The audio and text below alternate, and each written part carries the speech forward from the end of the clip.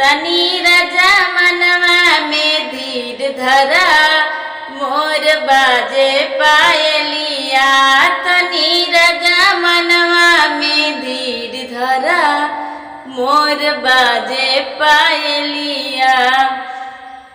आमा तोहारी सासू हमारी, अम्मा तोहारी सासू हमारी। तनी राजा सासू से लाज कर मोर बाजे पायलिया।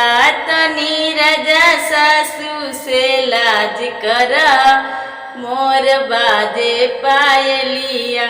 भाभी तोहारी गोतिन हमारी, भाभी तोहारी गोतिन हमारी। तनी राजा गोतिन के लाज कर मोर बाजे पायलिया।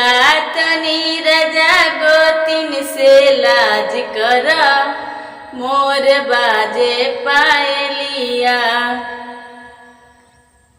दीदी तोहारी ननद हमारी, दीदी तोहारी ननद हमारी। तनी राजा ननद से लाज कर मोर बाजे पायलिया।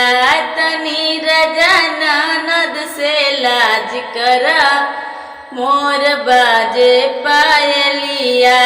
तनी राजा मनवा के धीर रख मोर बाजे पायलिया।